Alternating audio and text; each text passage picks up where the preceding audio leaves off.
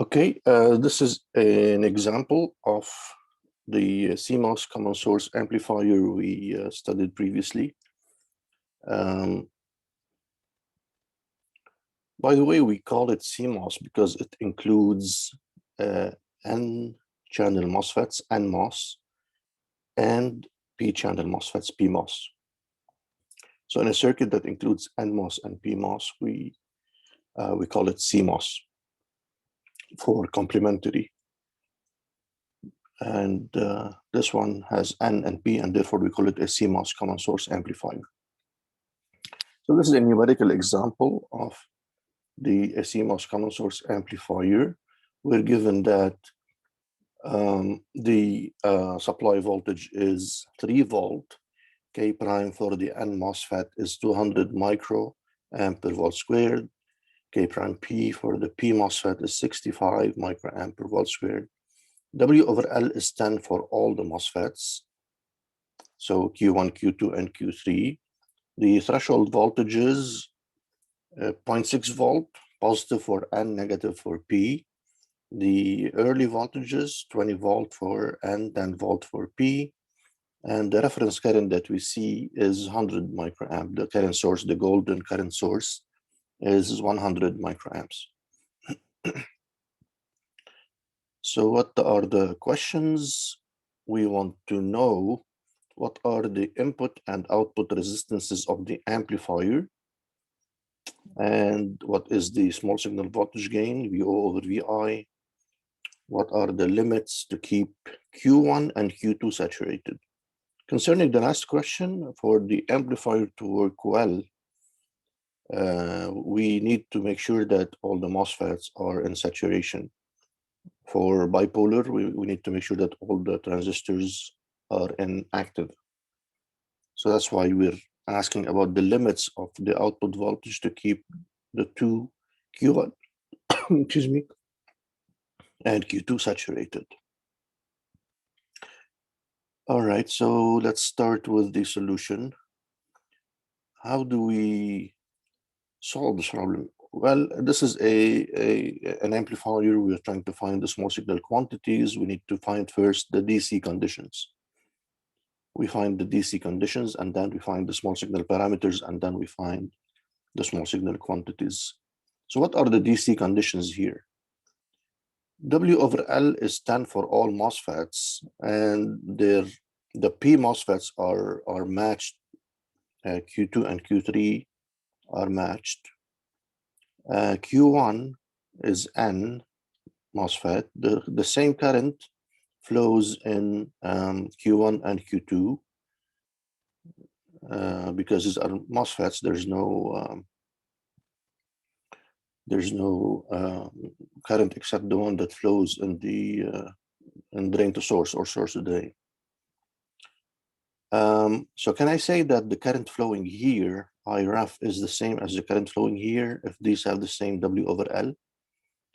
I could say that if there's no early voltage, but because there's early voltage, this VDS may be different from this VDS, and therefore the two currents will not be exactly equal.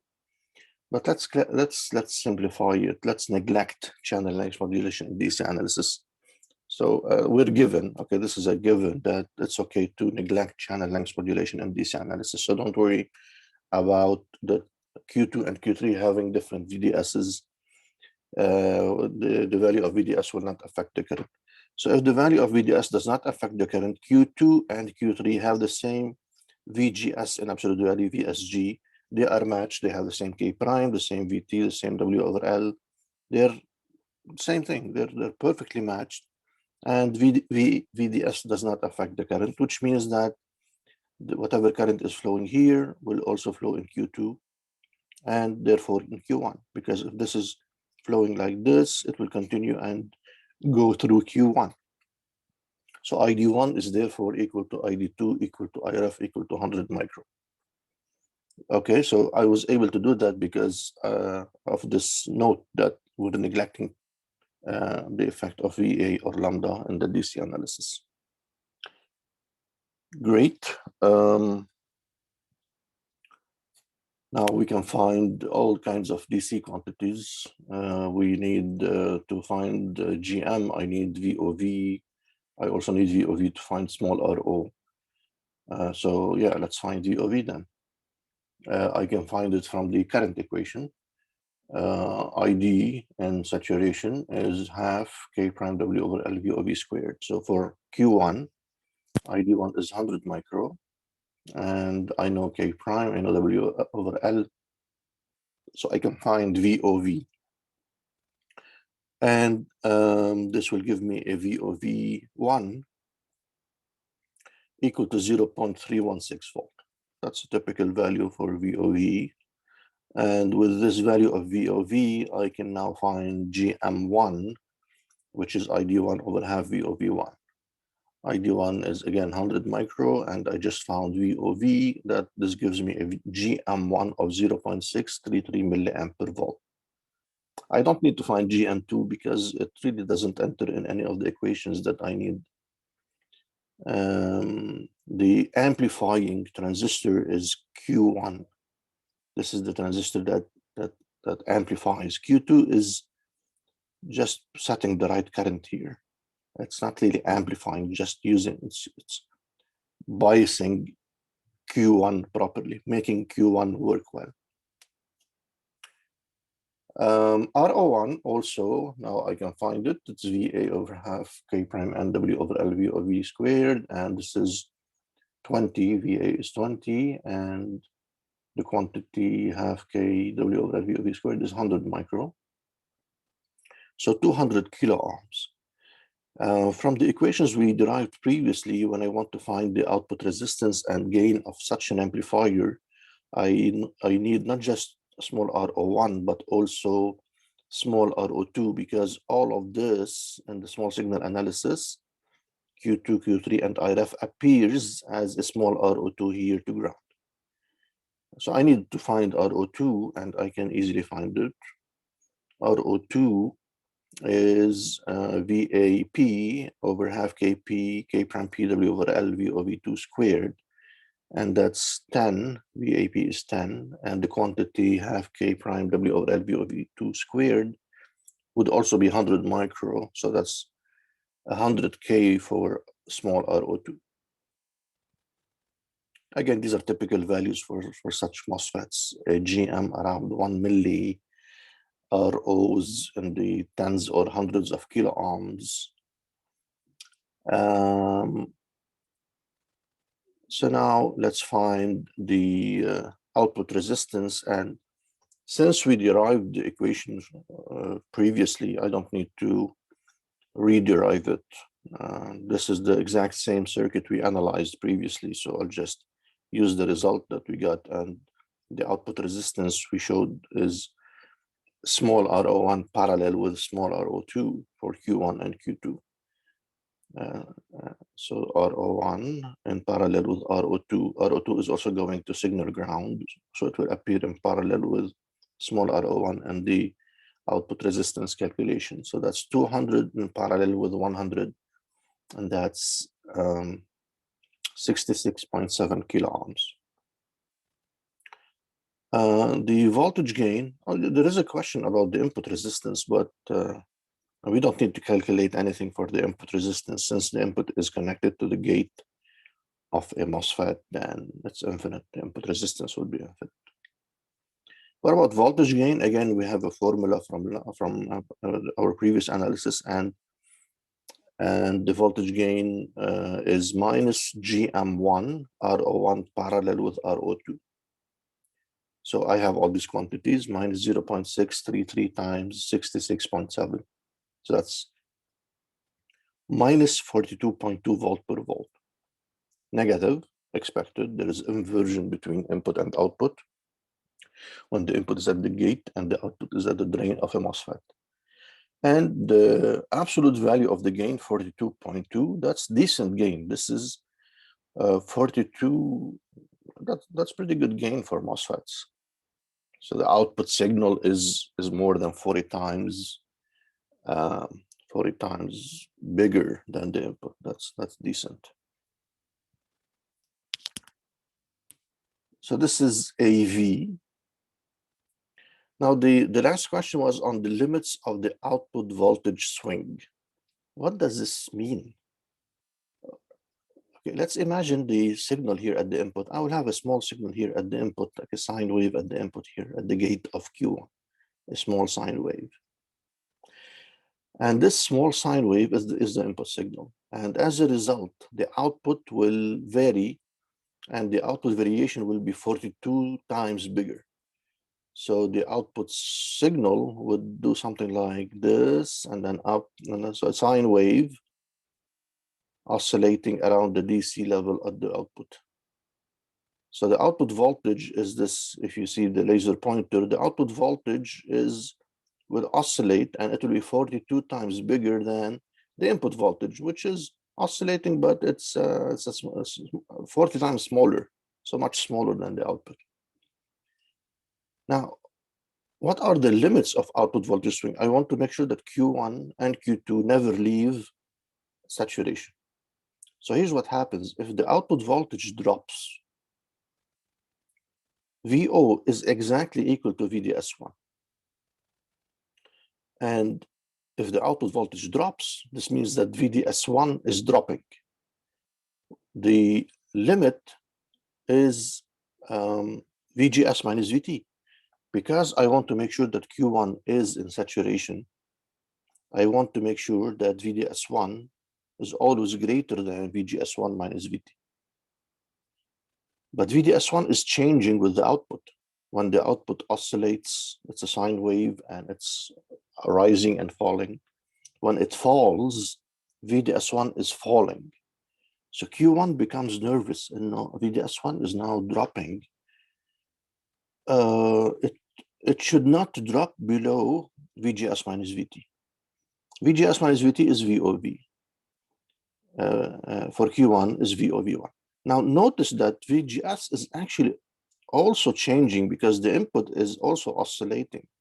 But the changes in the input are so small, they're 42 times smaller than the changes in the output. So I can make this approximation that VGS is not changing a lot, and the value of VOV would be almost 0.316 volt and will not change much. So the limit of VO would be when it drops to a level that makes it equal to VGS minus VT, which is VOV1. So this is, I would say, okay, stop there. If VO drops further, it will be less than VGS minus VT, and the transistor would be in triode, will leave saturation. So this is the first limit for Q1. VO should not drop below VOV1. And VOV1 is almost constant because the variation in VGS at the input is very, very small compared to the variation in the output. What happens when the input rises? If the input rises, the same thing happens to Q2. Now Q2, it's VDS is the difference between the supply and the output. In absolute value, VDS2 is the difference between the supply and the output. So if the output is rising, VDS2 is being compressed, is dropping, because VO is getting closer to the supply. So again, Q2 will become nervous and will start praying, okay, this should not go below, the difference between the output and VDD should not go below what? VOV2. So we need to find VOV2, and we say that VO, the output, can rise such that the difference between VO and VDD reaches this value of VOV2, and this will give me the maximum value of VO. So that's how we will find these limits. I will find this VSG. So this is just like the absolute value of VGS for Q2, because I needed to find VOV2, and then this will give me the maximum of VO. VOV1, I have it already, and it will give me the minimum of VO. So from IREF, which is the current here, I can find VSG, or from ID2 and IREF are equal. So VSG or VGS in absolute value for Q2 is, I can obtain it from this equation. Half microamp is IRF is half K prime PW over L, VSG minus VTP, or absolute value of VGS for Q2 and Q3 minus the absolute value of VTP squared. This will give me VSG. It's 1.155. So this means that VOV2 is this VGS minus VT. Again, all absolute values because PMOS, because it's a PMOS. So the absolute value of VGS minus absolute value of VT. So this is VOV2, 0.555 volt. This is the difference between the supply and the maximum of VO. So if VO rises, the difference between VO and the supply is VDS, and this should not drop below 0.555. So this means that Q2 would enter or leave SAT when VO is within VOV2 of VDD. So what is the maximum VO? It will be VDD minus this VOV2. So 3 minus 0.555 or 2.445 volt. And this is the maximum of VO. If VO, the supply is 3 volt. If VO rises above 2.445 volt, Q2 will go to triode. Q2 will leave SAT. What about the lower limit? When does Q1 leave SAT? The lower limit is straightforward. Q1 enters or leaves SAT when VO is just VOV1. So this is the lower limit of VO. So VO can vary between these two levels. 0.316, the lower level, and 2.445, the upper level.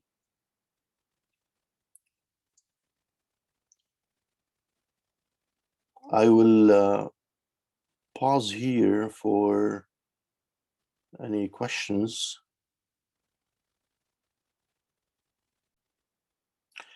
Let's continue then with what we call a cascade. Let's look at the at this cascade of amplifiers. So what do we have here? I have the circuit we just analyzed, and then I took its output, connected its output. So I'll call this first stage. We call them stages in a cascade. I took the output of the first stage, connected it to the input of a similar amplifier. So let's focus on this. This is stage number 2. This is the second amplifier. Its input is coming from the output of the first amplifier. Its output is going to the input of a similar amplifier. And notice that for this second stage, I did not repeat IRF and Q3. I don't need to. And we mentioned this previously, that this golden reference, I do it once. And then if I need current sources, I just take this wire from here to have this voltage at this node and add a MOSFET that will give me the current source for this amplifier. So I don't repeat Q3 and IRF. I repeat just the two MOSFETs, the amplifying MOSFET and the current source MOSFET. This current source MOSFET, the voltage at its gate is the V bias voltage that is found here. So this same voltage is at the gate of this one, at the gate of this one, and also at the gate of this one, the same voltage. And for input and output, the output of the first stage becomes the input of the second stage, and the output of the second stage becomes the input of the third stage. So that's the cascading effect, cascade. So why do we do that? Well, let's see what are the questions here. We assume identical stages, so same amplifier. What will be the overall gain if the gain per stage is minus 42? So we found that the gain of this stage, of this amplifier, is minus 42. What would be the gain of the whole thing? So now I want to find the gain from this input to this output. What is the gain of the whole thing? We saw something like this before in EECE 310 when we talked about the amplifier models and cascading amplifiers. So I want to apply what we learned previously. If the gain of this one is minus 42, and the gain of this one is minus 42, and the gain of this one is minus 42, what will be the gain of the overall amplifier? So VO final here, the last VO divided by the initial VI. And what will be the input resistance of the overall amplifier, the whole thing? And what will be the output resistance of the whole thing? So any ideas? Type in the chat window if you can guess what will be the gain of the overall amplifier.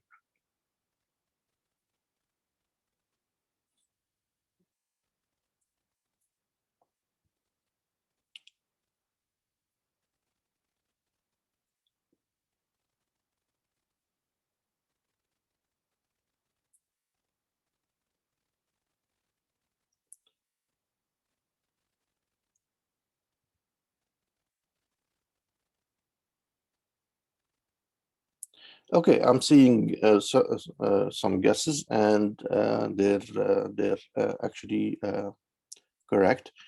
If I want to find the overall gain, I multiply the gains of the three stages. And in the case of MOSFETs, there's an interesting thing for these CMOS common source amplifiers that there's no current that flows here, and therefore when I connect the output of stage 1 to the input of stage 2 does not really affect stage 1 because there's no current that will flow here. And when I connect stage 2 to stage 3 does not affect stage 2, and there's no current that will flow here. So the gain that we calculated previously is still the same, even if I connect the stages. So this will have a gain of minus 42, this will have a gain of minus 42, and this will have a gain of minus 42. And for stages 1 and 2, the minus 42 gain is not affected by this connection between the output and the input of the next stage. So I have three amplifiers, each with a gain of minus 42. And to find the overall gain now, I want VO over VI. It will be VO over VI3 times VI3 over VI2 times VI2 over VI1. So therefore, it will be minus 42 times minus 42 times minus 42. So minus 42 to the power 3, that's almost minus 74,000. So the overall gain of this cascade is very, very large, minus 74,000. So that's a way, cascading is a way to get very large gain. If we want very large gain, then we can cascade amplifiers to get a gain in the tens of thousands or more even. The input resistance here at the input of the overall amplifier is still infinite because there's no input current. Whether I have a cascade or not, then there's no input current, and the input resistance of the overall amplifier is still infinite. The output resistance here at the output of the last stage, the output resistance, I can analyze and apply the definition of output resistance, and we will reach the same answer that looks that seems to be intuitive that the output resistance would be the output resistance of the last stage. And in this case, the output resistance of the last stage is RO, whatever that's called, this Q5, or let's say Q6 and Q7. So RO6 parallel RO7. So the intuitive answers for input resistance and output resistance in this case are the following. The input resistance for the overall cascade is the input resistance of the first stage. The output resistance of the overall cascade is the output resistance of the last stage. However, be careful, that's not always true. And in the case of MOSFETs, in the case of these CMOS common source amplifiers, it's true. If we calculate the input resistance, we will get just the input resistance of the first stage. If we calculate the output resistance, we will get the output resistance of just the last stage. In general, there are cases where the output resistance and the input resistance change when we cascade stages. And we will see this later in the course. But for now, we can use the result that the input resistance is just that of the first stage and the output resistance is just that of the last stage. But that's not a general rule. Here's the common emitter. The BJT version of the common source MOSFET amplifier is the common emitter, common source MOSFET, yes, CMOS common source amplifier. The BJT version is called the common emitter amplifier with active load. So this is the common emitter amplifier. Common emitter is when the input is at the base of this Q1 and the output is taken from the collector of the same amplifying BJT. Q1 is the BJT that's amplifying, and I have a current source, an ideal one first. We'll consider an ideal DC current source first. And I have a current source that is biasing Q1. And as we said, we like these current sources because they don't affect the gain, and they would give us a large gain, almost the intrinsic gain of the BJT. So let's verify that this is the case. And if we do the small signal analysis, and of course Q1 should be biased and active, so the input here is not just a small signal that is varying around 0, because that will bias Q1 in cutoff, and that's no good.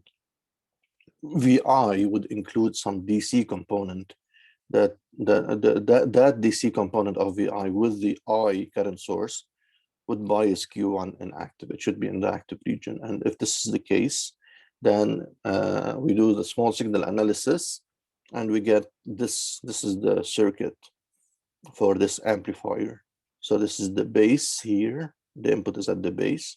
The emitter is grounded, and this is the collector. The current source is DC ideal, and therefore in the small signal analysis, it becomes an open circuit. It kind of disappears. And I just see the small signal model of Q1. And that's it. This is the small signal model of Q1. And now I can find the small signal quantities. So by inspection, I don't need to do really circuit analysis. By inspection, I can tell that the input resistance must be R pi, because this is the input here. The input current would flow like this in R pi and back. So what would be VI over II, just R pi. This is the input resistance, R pi. Also, the output resistance would be small RO, because if I set the input to 0, when I do output resistance measurement, if I set the input to 0, this makes V pi 0, and this makes GMV pi 0. And if I have my test source here to measure the output resistance, there's only RO there, and the output resistance would be just that. Also, the gain, we can quickly find it to be minus GMRO, because VO is minus GMV pi times RO, the current circulating here, times RO with a minus sign, and then the input is equal to V pi. So that makes the gain, VO over VI in this case, equal to minus GMRO, equal to the intrinsic gain of the BJT. And that's pretty decent gain because the BJT has a large GMRO product. All right, but this is, again, this is an ideal DC current source. And we don't need to assume that we have an ideal. We know how to build a real one. So let's replace it with a real current source. So this here would be the replacement of the ideal DC current source built using P and P BJT. So Q2 and Q3 and IRF will give me the implementation of the current source for Q1. And again, I can simplify, instead of showing the whole thing every time, I can simplify by just showing Q2 with a V bias here. And this is the common emitter amplifier with active load, and the active load, the current source here, is implemented by a PNP BJT. Very similar to the CMOS amplifier with NMOS and PMOS. Now we have the BJT version with NPN to amplify and PNP as the active load. The result for input resistance would be the same. The input resistance would be R pi 1. The output resistance, however, when we do when we replace the current source with Q2, the output resistance would be RO1 parallel RO2, not just RO1. And the gain would be minus GM RO1 parallel RO2, not just minus GM RO for Q1. So here's the output resistance. And here's our second rule and the set of rules that we will use in this course. The small signal resistance seen looking into the BJT collector with base and emitter at DC levels is equal to small RO to ground. And this is very, very similar, almost the same as the rule for the MOSFET. If I'm looking into the BJT collector with base and emitter at DC levels, the resistance seen is small RO. The rule for the MOSFET was, if I'm looking into the MOSFET drain with gate and source at DC levels, I see a resistance equal to small RO. Same for BJT then. So we can use this to find the output resistance of the BJT common emitter with active load. For Q2, well, first, the output resistance seen looking into the output here would be two resistors in parallel. The one looking up towards ground and parallel with the one looking down towards ground. If I'm looking up, then the I here is looking into the collector of Q2 with base at DC level and emitter at DC level. This is the collector of Q2. So what do I see if I'm looking into the collector with base and emitter at DC levels? I can directly apply this rule then, and I see small RO2. And this is in parallel with the resistance looking down into the collector of Q1. The collector of Q1 is here. That's collector of Q1. I'm looking into that.